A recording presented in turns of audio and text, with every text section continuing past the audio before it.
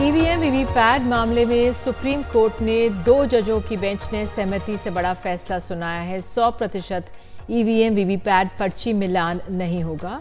EVM VVPAT के 100% मिलान की याचिकाएं खारिज हो गई हैं।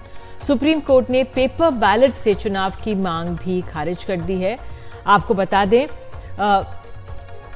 5% ईवीएम वीवीपैट का मिलान किया जा सकता है। नतीजा आने के 7 दिन के अंदर मिलान की अर्जी दे सकते हैं। दूसरे या तीसरे नंबर का उम्मीदवार जांच की मांग कर सकता है। तो ये आज सुप्रीम कोर्ट का अहम फैसला आया है। महेश जेठमलानी वरिष्ठ वकील हमारे साथ मौजूद हैं। बहुत बहुत धन्यवाद महेश जी। बहुत मसला था इन चुनावों के पहले भी छाया रहा, दूसरे चरण के मतदान है, अभी तक ये था। सुप्रीम कोर्ट का फैसला जो आया है, आप इसे कैसे देख रहे हैं? आपका क्या आंकलन?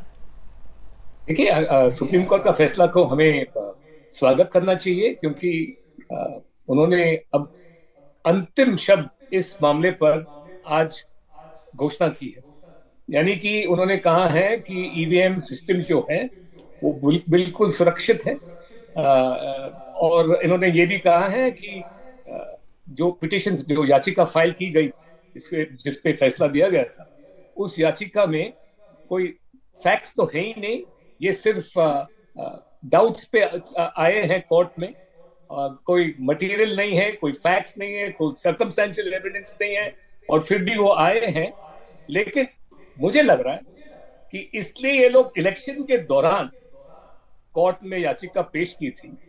कोर्ट ने कहा कि देखिए, ये अब शायद अंतिम समय है और ये लास्ट टाइम को हम इस पे कुछ कहेंगे। और उन लोग ने जितने भी गैप्स, जितने भी डाउट्स ये लोग ने रेज किए थे, उन डाउट्स को फाइनली इन लोग ने बेरी किया।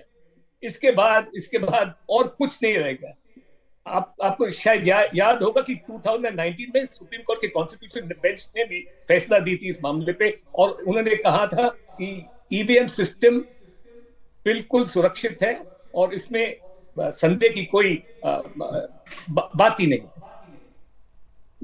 जी, लेकिन विपक्ष का कहना है, कांग्रेस का ये कहना है, क्योंकि सुप्रीम कोर्ट ने जो पूरे टेक्निकल टीम है, चुनाव आयोग के अधिकारी हैं, उनको बुलाकर पूरे मामले को समझा है और फिर अपना मत सामने रखा है। विपक्ष कह रहा है कि हम सुप्रीम कोर्ट के फैसले के बाद भी एक वैचारिक जो उनकी वो जारी रहेगी। इस पे क्या स्थिति बनती है सर?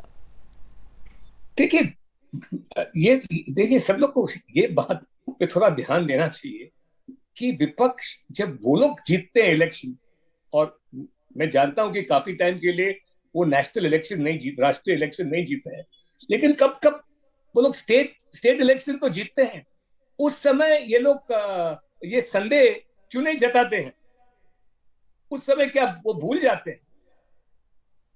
ये तो सब अपॉर्चुनिज्म की बात है, ये अवसरवादी है। वो समय चुन के फिर आते हैं कोर्ट में। उनको इस समय उनको मालूम है कि देखिए, हार का जो दरवाजे हैं वो दिखाई दे रही है। इस इलेक्शन में उनको कोई चांस ही है ही नहीं जीतने के लिए। तो उनको तो ये लोग इस दाम पे कि हमारे डेमोक्रेटिक सिस्टम पे कलंक लगाना, उसके बावजूद भी वो लोग मोदी सरकार और एनडीए को अपने विजय के ऊपर कुछ कलंक लगाना, कुछ डाउट लगाना, वो लोग तुले हुए हैं। अंत में आपसे यही कि क्योंकि ये एक ऐसा मामला है, सुप्रीम कोर्ट ने एक तरह से अपनी मुहर लगा दी है कि सुरक्षित है, लेकिन आपका क्या अंदेशा है कि ये ऐसा मामला है, बार बार उठ सकता है, या अब इस पे विराम लग गया? लेकिन विराम लगना चाहिए।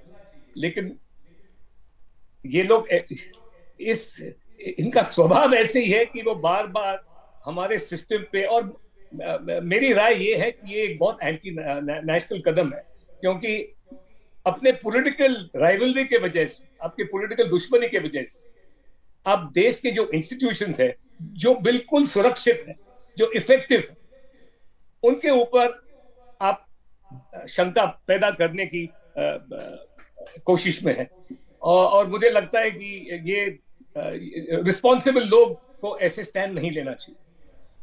बहुत बहुत धन्यवाद महेश जी, हमारे साथ जुड़ने के लिए और अपनी राय सामने रखने के लिए।